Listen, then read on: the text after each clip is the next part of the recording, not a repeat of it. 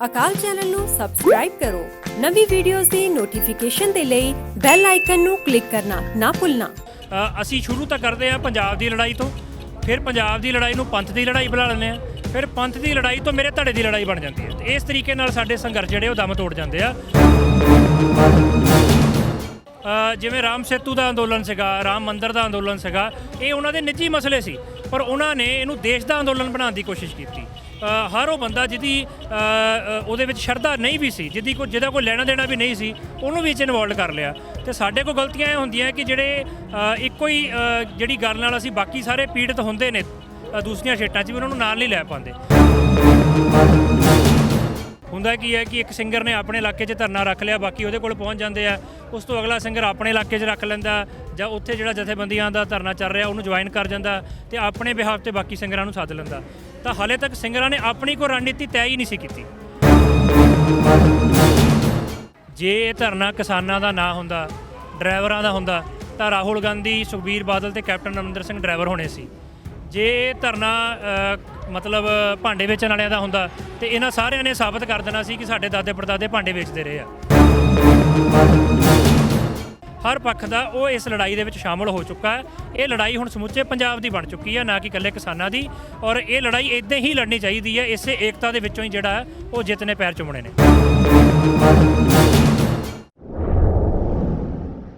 ਸ਼ੰਭੂ ਮੋਰਚੇ ਤੇ ਆ। ਸ਼ੰਭੂ ਮੋਰਚੇ ਦਾ ਪਹਿਲਾ ਦਿਨ ਆ। ਸਮਾਜ ਸੇਵੀ ਸੰਸਥਾਵਾਂ ਇੱਥੇ ਪਹੁੰਚੀਆਂ ਵਾ, ਕਲਾਕਾਰ ਭਾਈਚਾਰਾ ਇੱਥੇ ਪਹੁੰਚਿਆ ਹੈਗਾ ਵਾ। 25 ਤਰੀਕ ਨੂੰ ਜਿਹੜਾ ਕਿ ਨੌਜਵਾਨੀ ਦਾ ਵੱਡਾ ਇਕੱਠ ਸੀ, ਅੱਜ ਵੀ ਇੱਕ ਵੱਡਾ ਇਕੱਠ ਵੇਖਣ ਨੂੰ ਮਿਲਿਆ ਵਾ। ਸੁਖਦੇਵ ਸਿੰਘ ਫਗਵਾੜਾ ਸਾਡੇ ਨਾਲ ਜੁੜ ਚੁੱਕੇ ਆ। ਆਵਾਜ਼ ਚੁੱਕਦੇ ਆ ਹਮੇਸ਼ਾ ਹੀ, ਜਦੋਂ ਵੀ ਕਿਤੇ ਲੋੜ ਪੈਂਦੀ ਆ ਕੌਮ ਵਾਸਤੇ, ਉਦੋਂ ਹੀ ਸੁਖਦੇਵ ਸਿੰਘ ਫਗਵਾੜਾ ਦੀ ਆਵਾਜ਼ ਜ਼ਰੂਰ ਬੁਲੰਦ ਹੁੰਦੀ ਆ। ਅੱਜ ਵੀ ਮੋਰਚੇ ਦਾ ਹਿੱਸਾ ਵੀ ਆ ਤੇ ਵਿਸ਼ੇਸ਼ ਤੌਰ 'ਤੇ ਪਹੁੰਚੇ ਹੋਏ। ਗੱਲਬਾਤ ਕਰਦੇ ਆ ਕਿ ਮੋਰਚੇ ਦੀ ਕਿਸ ਤਰ੍ਹਾਂ ਦੀ ਰੂਪਰੇਖਾ ਉਲੀਕੀ ਗਈ ਆ, ਕਿਉਂਕਿ ਕਲਾਕਾਰ ਭਾਈਚਾਰਾ ਦੇ ਨਾਲ ਆ। ਸਿੱਖ ਜਥੇਬੰਦੀਆਂ ਦੀ ਗੱਲ ਕਰੀਏ ਤੇ ਆਪੋ ਆਪਣੇ ਥਾਵਾਂ ਦੇ ਉੱਤੇ ਪ੍ਰੋਟੈਸਟ ਕਰ ਰਹੀਆਂ ਵਾ। ਜੇ ਕਿਸਾਨ ਜਥੇਬੰਦੀਆਂ ਦੀ ਗੱਲ ਕਰੀਏ ਤੇ ਉਹਨਾਂ ਨੇ ਵੀ ਰੇਲਵੇ ਟਰੈਕ ਰੋਕੇ ਆ। ਸ਼ੰਭੂ ਬਾਰਡਰ ਦੇ ਉੱਤੇ ਘੇਰਾਬੰਦੀ ਕਰ ਦਿੱਤੀ ਆ ਕੇਂਦਰ ਸਰਕਾਰ ਦੀ, ਕਿਉਂਕਿ ਆਵਾਜ਼ ਪਹੁੰਚਾਉਣ ਵਾਸਤੇ ਸੁਖਦੇਵ ਜੀ ਕਿਹਾ ਜਾ ਰਿਹਾ ਕਿ ਇੱਥੋਂ ਜਿਹੜੀ ਆਵਾਜ਼ ਆ ਦਿੱਲੀ ਦੇ ਕੰਨਾਂ ਤੱਕ ਜ਼ਰੂਰ ਛੇਤੀ ਪਹੁੰਚੂਗੀ। ਤਾਂ ਹੀ ਕਰਕੇ ਅੱਜ ਸਾਰਾ ਭਾਈਚਾਰਾ ਇੱਥੇ ਇਕੱਠਾ ਹੋਇਆ ਤੇ ਬਹੁਤ ਵੱਡੀ ਪੱਧਰ ਤੇ ਅੱਜ ਯੂਥ ਪਹੁੰਚਿਆ। ਜੇ 25 ਤਰੀਕ ਨੂੰ ਇੱਕ ਰਿਕਾਰਡ ਸੀ ਇੱਥੇ ਦਾ, ਤੇ ਅੱਜ ਵੀ ਲੱਗਦਾ ਸੀ ਕਿ ਸਾਰਾ ਯੂਥ ਜਿਵੇਂ ਪੰਜਾਬ ਦਾ ਇੱਥੇ ਪਹੁੰਚੂ ਜੀ। ਸ਼ੰਭੂ ਜਿਹੜਾ ਸਿਰਫ ਇਸ ਕਰਕੇ ਵੀ ਨਹੀਂ ਕਿ ਦਿੱਲੀ ਦੀ ਆਵਾਜ਼ ਛੇਤੀ ਪਹੁੰਚਦੀ ਹੈ, ਬਲਕਿ ਇਸ ਕਰਕੇ ਵੀ ਹੈ ਕਿ ਇੱਥੋਂ ਜਿਹੜੀ ਇੱਕ ਸਟ੍ਰੈਟਜੀ ਹੈ ਕਿ ਬਾਕੀ ਸਟੇਟਾਂ ਦੇ ਕਿਸਾਨਾਂ ਨੂੰ ਨਾਲ ਲੈਣਾ ਔਰ ਲਾਮਬੰਦੀ ਕਰਨੀ। ਇਸ ਕਰਕੇ ਸ਼ਾਇਦ ਇਹ ਪੁਆਇੰਟ ਜ਼ਿਆਦਾ ਸੂਟ ਕੀਤਾ, ਕਿਉਂਕਿ ਇਸ ਤੋਂ ਪਹਿਲਾਂ 25 ਤਰੀਕ ਨੂੰ ਇਹ ਸਫਲ ਹੋ ਚੁੱਕਾ ਸੀ। ਤੇ ਅੱਜ ਇਸ ਜਗ੍ਹਾ ਨੂੰ ਦੁਬਾਰਾ ਚੁਣਨਾ, ਕਿਉਂਕਿ ਹਾਲਾਂਕਿ ਆਪਸ਼ਨ ਸੀ, ਪਿਛਲੇ ਦਿਨਾਂ ਤੋਂ ਇਹ ਡਿਸਕਸ਼ਨ ਚੱਲ ਰਹੀ ਸੀ ਵੀ ਜਗ੍ਹਾ ਕੀ ਬਦਲੀ ਜਾਵੇ ਕਿ ਨਾ ਜਾਵੇ, ਪਰ ਜਦੋਂ ਹਰਿਆਣੇ ਦੇ ਕਿਸਾਨਾਂ ਦੇ ਨਾਲ ਟੱਚ ਹੋਇਆ ਤੇ ਉਹ ਵੀ ਇਸ ਸੰਘਰਸ਼ 'ਚ ਸ਼ਾਮਲ ਹੋਣਾ ਚਾਹੁੰਦੇ ਸੀ, ਤਾਂ ਇਸ ਕਰਕੇ ਇਹ ਜਗ੍ਹਾ ਜਿਹੜੀ ਉਹ ਜ਼ਿਆਦਾ ਸੂਟ ਕੀਤੀ। ਅੱਜ ਵੀ ਹਰਿਆਣੇ ਤੋਂ ਭਾਈਚਾਰਾ ਬਹੁਤ ਵੱਡੀ ਗਿਣਤੀ ਸੀ। ਮੈਂ ਵੀ ਸਵੇਰੇ ਕੁਝ ਵੀਰਾਂ ਨਾਲ ਗੱਲਬਾਤ ਕੀਤੀ ਸੀ, ਉਹਨਾਂ ਦੀ ਖਿੱਚ ਸੀ ਕਿ ਅਸੀਂ ਪੰਜਾਬ ਦੇ ਕਿਸਾਨਾਂ ਦੇ ਨਾਲ ਆ, ਅਸੀਂ ਸਾਰੇ ਆਵਾਜ਼ ਬੁਲੰਦ ਕਰਾਂਗੇ ਤੇ ਹੋ ਸਕਦਾ ਦਿੱਲੀ ਦੇ ਵੱਲ ਜੇ ਕੂਚ ਵੀ ਕਰਨ ਦੀ ਉਹਨਾਂ ਗੱਲ ਕੀਤੀ ਸੀ ਕਿ ਜਦੋਂ ਵੀ ਸਾਨੂੰ ਇਹ ਪਾਸੋਂ ਸੁਨੇਹਾ ਮਿਲੂਗਾ, ਪੰਜਾਬ ਦੇ ਭਾਈਚਾਰੇ ਦਾ ਸੁਨੇਹਾ ਮਿਲੂਗਾ, ਤੇ ਅਸੀਂ ਨਾਲ ਤੁਰਨ ਵਾਸਤੇ ਵੀ ਤਿਆਰ ਹਾਂ। ਬਹੁਤ ਭਾਰੀ ਤਾਦਾਦ ਵਿੱਚ ਯੂਥ ਪਹੁੰਚਿਆ ਇੱਥੇ। ਬਿਲਕੁਲ, ਕਿਉਂਕਿ ਹੁਣ ਤੱਕ ਦੇ ਜਿਹੜੇ ਸੰਘਰਸ਼ ਪੰਜਾਬ ਨੇ ਲੜੇ ਆ ਨਾ, ਤਾਂ ਪੰਜਾਬ ਨੇ ਕਈ ਇਹੋ ਜਿਹੇ ਇਸ਼ੂਜ਼ ਦੇ ਉੱਤੇ ਵੀ ਕੁਰਬਾਨੀਆਂ ਦਿੱਤੀਆਂ ਜਿਹੜੇ ਐਕਚੁਅਲੀ ਦੇਸ਼ ਦੇ ਇਸ਼ੂ ਸੀ। ਐਮਰਜੈਂਸੀ ਦਾ ਇਸ਼ੂ, ਉਸ ਤੋਂ ਬਾਅਦ ਫੈਡਰਲ ਢਾਂਚੇ ਦੇ ਲਈ ਜਿਹੜੀ ਲੜਾਈ, ਉਹ ਸਾਰੀਆਂ ਸਟੇਟਾਂ ਦੀ ਲੜਾਈ ਸੀ, ਬਾਕੀ ਸਟੇਟ ਵੀ ਮੰਗ ਰਹੀਆਂ ਸੀਗੀਆਂ। ਤਾਂ ਇਹ ਜਿਹੜੀਆਂ ਸਾਡੀ ਕੀ ਇੱਕ ਤਰਕੀਬ ਰਹੀ ਹੁਣ ਤੱਕ, ਸੰਘਰਸ਼ ਦੀ ਰੂਪਰੇਖਾ ਕੀ ਰਹੀ ਹੈ ਕਿ ਅਸੀਂ ਆਪਣਾ ਗੁਲਾਮਾਂ ਦਿਨੋਂ ਦਿਨ ਜਦੋਂ ਸੰਘਰਸ਼ ਸ਼ੁਰੂ ਹੁੰਦਾ ਛੋਟਾ ਕਰਦਾ ਜਾਂਦੇ ਹਾਂ। ਅਸੀਂ ਸ਼ੁਰੂ ਤਾਂ ਕਰਦੇ ਹਾਂ ਪੰਜਾਬ ਦੀ ਲੜਾਈ ਤੋਂ, ਫਿਰ ਪੰਜਾਬ ਦੀ ਲੜਾਈ ਨੂੰ ਪੰਥ ਦੀ ਲੜਾਈ ਬਣਾ ਲੈਂਦੇ ਹਾਂ, ਫਿਰ ਪੰਥ ਦੀ ਲੜਾਈ ਤੋਂ ਮੇਰੇ ਧੜੇ ਦੀ ਲੜਾਈ ਬਣ ਜਾਂਦੀ ਹੈ। ਤੇ ਇਸ ਤਰੀਕੇ ਨਾਲ ਸਾਡੇ ਸੰਘਰਸ਼ ਜਿਹੜੇ ਉਹ ਦਮ ਤੋੜ ਜਾਂਦੇ ਆ। ਪਰ ਇਹਦੇ ਬਿਲਕੁਲ ਉਲਟ ਜਿਹੜੀ ਭਾਰਤੀ ਸਟੇਟ ਜਿਹੜੇ ਸੰਘਰਸ਼ ਜਾਂ ਜਿਹੜੇ ਅੰਦੋਲਨ ਸਾਡੇ ਉੱਤੇ ਥੋਪਦੀ ਹੈ, ਜਿਵੇਂ ਰਾਮ ਸੇਤੂ ਦਾ ਅੰਦੋਲਨ ਸੀਗਾ, ਰਾਮ ਮੰਦਿਰ ਦਾ ਅੰਦੋਲਨ ਸੀਗਾ, ਇਹ ਉਹਨਾਂ ਦੇ ਨਿੱਜੀ ਮਸਲੇ ਸੀ, ਪਰ ਉਹਨਾਂ ਨੇ ਇਹਨੂੰ ਦੇਸ਼ ਦਾ ਅੰਦੋਲਨ ਬਣਾਉਣ ਦੀ ਕੋਸ਼ਿਸ਼ ਕੀਤੀ। ਹਰ ਉਹ ਬੰਦਾ ਜਿਹਦੀ ਉਹਦੇ ਵਿੱਚ ਸ਼ਰਧਾ ਨਹੀਂ ਵੀ ਸੀ, ਜਿਹਦਾ ਕੋਈ ਲੈਣਾ ਦੇਣਾ ਵੀ ਨਹੀਂ ਸੀ, ਉਹਨੂੰ ਵੀ ਇਨਵੋਲਵ ਕਰ ਲਿਆ। ਤੇ ਸਾਡੇ ਕੋਲ ਗਲਤੀਆਂ ਇਹ ਹੁੰਦੀਆਂ ਕਿ ਜਿਹੜੇ ਇੱਕੋ ਹੀ ਜਿਹੜੀ ਗੱਲ ਨਾਲ ਅਸੀਂ ਬਾਕੀ ਸਾਰੇ ਪੀੜਤ ਹੁੰਦੇ ਨੇ ਦੂਸਰੀਆਂ ਸਟੇਟਾਂ 'ਚ ਵੀ ਉਹਨਾਂ ਨੂੰ ਨਾਲ ਨਹੀਂ ਲੈ ਪਾਉਂਦੇ। ਤਾਂ ਇਹ ਇੱਕ ਪਹਿਲੀ ਕੋਸ਼ਿਸ਼ ਹੈਗੀ ਆ ਕਿ ਜਿਹੜਾ ਸੰਘਰਸ਼ ਜਿਹੜਾ ਪੰਜਾਬ ਤੋਂ ਬਾਕੀ ਸਟੇਟਾਂ ਵੱਲ ਨੂੰ ਫੈਲਣ ਦੀ ਉਮੀਦ ਰੱਖੀ ਜਾ ਸਕਦੀ ਹੈ।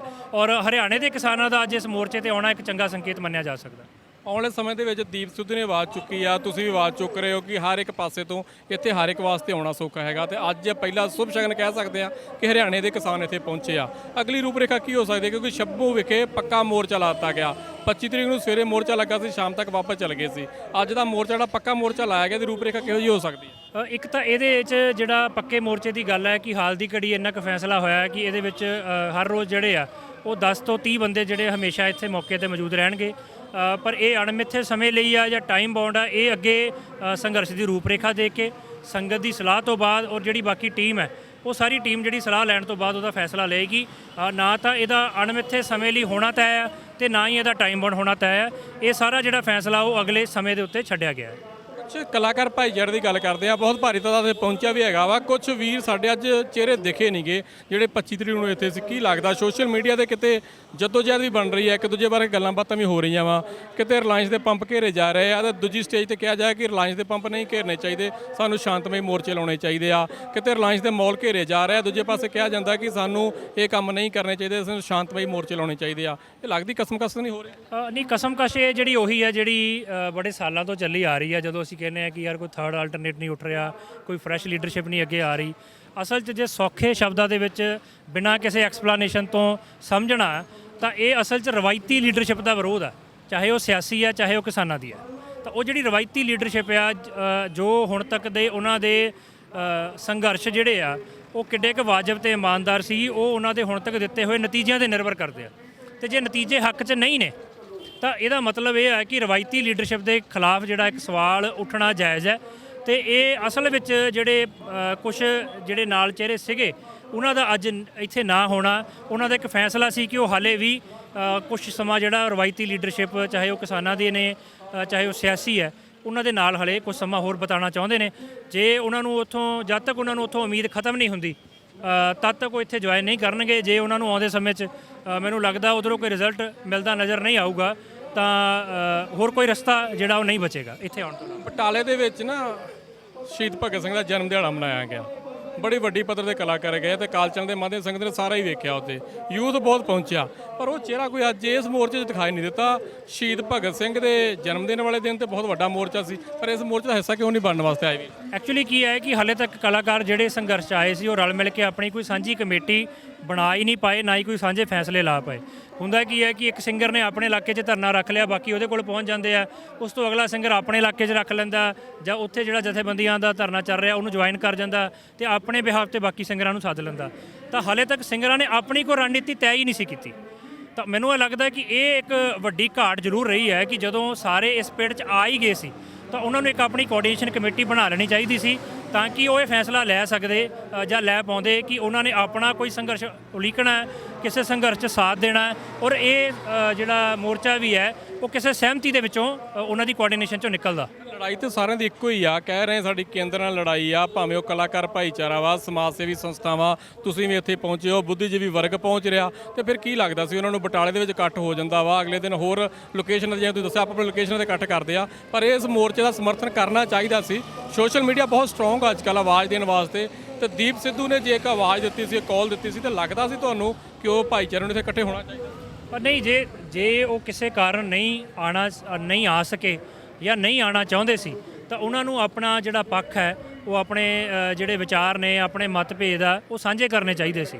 ਤਾਂ ਉਹ ਹਲੇ ਮੈਨੂੰ ਲੱਗਦਾ ਕਿ ਜਿਹੜਾ ਇੱਕ ਉਹ ਤਾਲਮੇਲ ਹੈ ਉਹ ਹਲੇ ਸ਼ੁਰੂ ਨਹੀਂ ਹੋ ਪਾਇਆ, ਪਰ ਉਮੀਦ ਹੈ ਕਿ ਆਉਂਦੇ 2-4 ਦਿਨਾਂ 'ਚ, ਕਿਉਂਕਿ ਇਹ ਧਰਨਾ ਜਿਹੜਾ ਲੰਬਾ ਚੱਲਣਾ ਤੇ ਉਹ ਕੋਆਰਡੀਨੇਸ਼ਨ ਹੋ ਜਾਏਗੀ ਤੇ ਇਸ ਗੱਲ ਦੀ ਉਮੀਦ ਰੱਖੀ ਜਾ ਸਕਦੀ ਹੈ ਕਿ ਉਹ ਇੱਥੇ ਜੁਆਇਨ ਕਰਨਗੇ।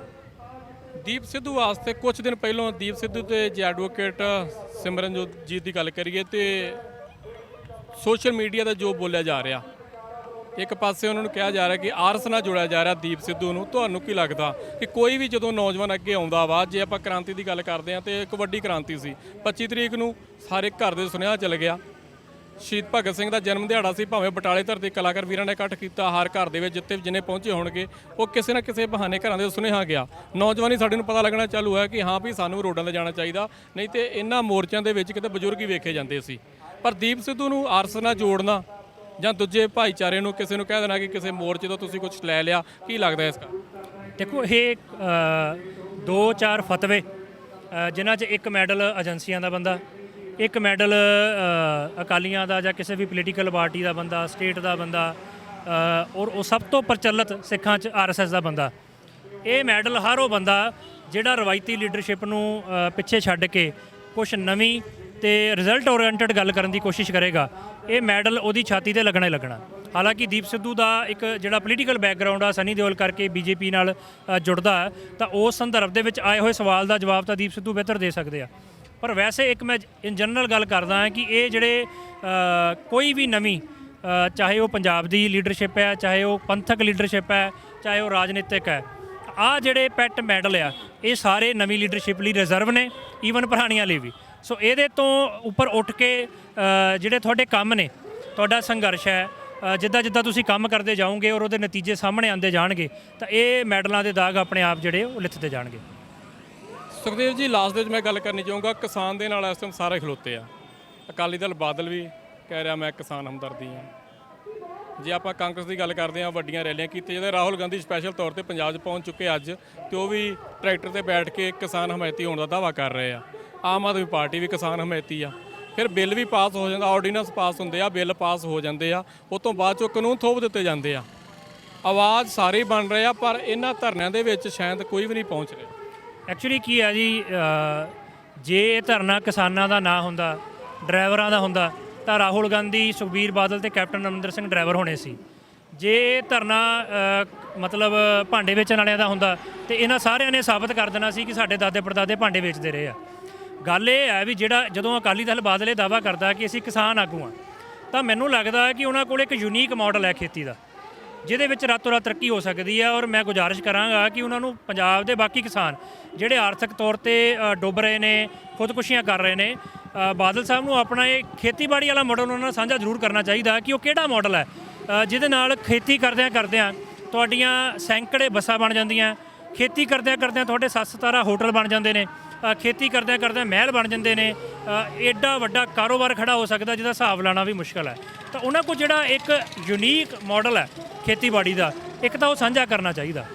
ਇਹ ਕਿਸਾਨ ਕਸੂਨ ਕੁਛ ਨਹੀਂ ਹੈਗੇ। ਅਸਲ ਦੇ ਵਿੱਚ ਕੀ ਹੈ ਕਿ ਅਕਾਲੀ ਦਲ ਪੰਜਾਬ ਦੇ ਸਿਆਸੀ ਨਕਸ਼ੇ ਤੋਂ ਪਾਸੇ ਹੁੰਦਾ ਨਜ਼ਰ ਆ ਰਿਹਾ ਸੀ। ਇੱਥੋਂ ਤੱਕ ਕਿ ਵਰਕਰ ਵੀ ਜਾਂਦੇ ਦਿਸ ਰਹੇ ਸੀ।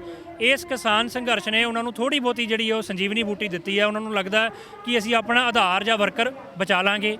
ਕਾਂਗਰਸ ਨੂੰ ਆਪਣੀ ਸਰਕਾਰ ਰਿਪੀਟ ਹੁੰਦੀ ਨਜ਼ਰ ਆ ਰਹੀ ਹੈ। ਅਕਾਲੀ ਦਲ ਨੂੰ, ਆਮ ਆਦਮੀ ਪਾਰਟੀ ਆਪਣੇ ਦਾਅ 'ਚ ਲੱਗੀ ਹੋਈ ਹੈ ਕਿ ਅਸੀਂ ਅਕਾਲੀਆਂ ਨੂੰ ਜਿਹੜਾ ਆ ਪਿੰਡਾਂ 'ਚ ਨਹੀਂ ਵੜਨ ਦੇਣਾ, ਪਰ ਕਿਸੇ ਦਾ ਵੀ ਨਿਸ਼ਾਨਾ ਦਿੱਲੀ ਜਾਂ ਸੈਂਟਰ ਸਰਕਾਰ ਨਹੀਂ ਹੈ। ਤਾਂ ਇੱਥੋਂ ਸਾਫ਼ ਹੁੰਦਾ ਕਿ ਇਹਨਾਂ ਦੀ ਸਟ੍ਰੈਟਜੀ, ਰਣਨੀਤੀ ਕੀ ਹੈ, ਇਹ ਕੀ ਖੱਟਣਾ ਚਾਹੁੰਦੇ ਨੇ।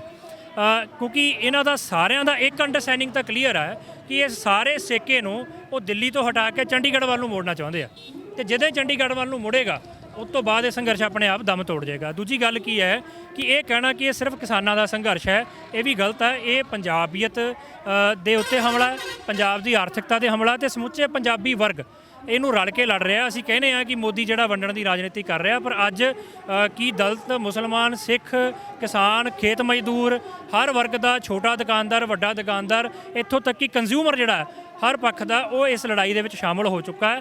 ਇਹ ਲੜਾਈ ਹੁਣ ਸਮੁੱਚੇ ਪੰਜਾਬ ਦੀ ਬਣ ਚੁੱਕੀ ਹੈ, ਨਾ ਕਿ ਇਕੱਲੇ ਕਿਸਾਨਾਂ ਦੀ। ਔਰ ਇਹ ਲੜਾਈ ਇੱਦਾਂ ਹੀ ਲੜਨੀ ਚਾਹੀਦੀ ਹੈ। ਇਸੇ ਏਕਤਾ ਦੇ ਵਿੱਚੋਂ ਹੀ ਜਿਹੜਾ ਉਹ ਜਿੱਤ ਨੇ ਪੈਰ ਚੁੰਮਣੇ ਨੇ। ਇੱਕ ਵਾਰੀ ਫਿਰ ਜ਼ਰੂਰ ਰੂਪਰੇਖਾ ਬਾਰੇ ਦੱਸੋ ਕਿ ਕਿਸ ਤਰ੍ਹਾਂ ਅਗਲੀ ਰੂਪਰੇਖਾ, ਕਦੋਂ ਤੱਕ ਪਤਾ ਲੱਗੂਗਾ ਕਿ ਧਰਨਾ ਕਿੰਨੇ ਕੁ ਦਿਨ ਚੱਲਣਾ ਰੋਸ ਮਾਰਚ? ਹਾਲੇ ਤੱਕ ਜਿਹੜਾ ਇਹ ਫੈਸਲਾ ਹੋਇਆ ਕਿ ਇੱਥੇ 15-20 ਜਿਹੜੇ ਵਿਅਕਤੀ ਨੇ ਉਹ ਪਰਮਾਨੈਂਟ ਦਿਨ ਰਾਤ ਇੱਥੇ ਮੌਜੂਦ ਰਹਿਣਗੇ।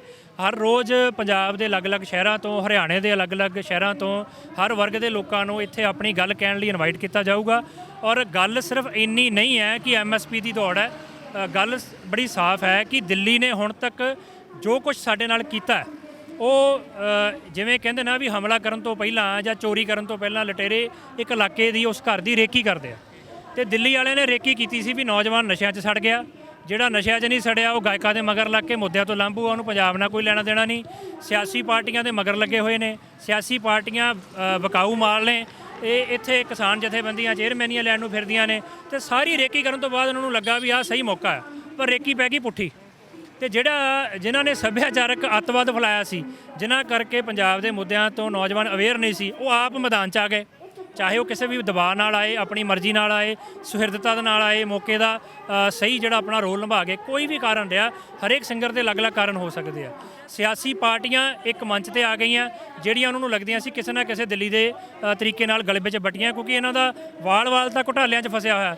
ਤਾਂ ਉਹਨਾਂ ਨੂੰ ਲੱਗਦਾ ਸੀ ਇਹ ਵੀ ਜ਼ਬਾਨ ਨਹੀਂ ਖੋਲ੍ਹਣਗੀਆਂ, ਤਾਂ ਉਹ ਸਾਰੀ ਰੇਕੀ ਜਿਹੜੀ ਉਹ ਹੁਣ ਪੁੱਠੀ ਪੈ ਗਈ ਹੈ ਤੇ ਹਰ ਵਰਗ ਦਾ ਬੰਦਾ ਜਿਹੜੀ ਉਹਨਾਂ ਦੀ ਕੈਲਕੂਲੇਸ਼ਨ ਸੀ ਵੀ ਦਲਿਤ ਵੰਡੇ ਹੋਏ ਨੇ, ਸਿੱਖ ਵੰਡੇ ਹੋਏ ਨੇ, ਮਾਈਨੋਰਟੀਜ਼ ਵੰਡੀਆਂ, ਹਿੰਦੂ ਸਾਡੇ ਪੱਖ 'ਚ ਖੜ ਜਾਏਗਾ, ਉਹ ਸਾਰੀ ਰੇਕੀ ਜਿਹੜੀ ਉਹ ਗਲਤ ਸਾਬਤ ਹੋ ਰਹੀ ਹੈ।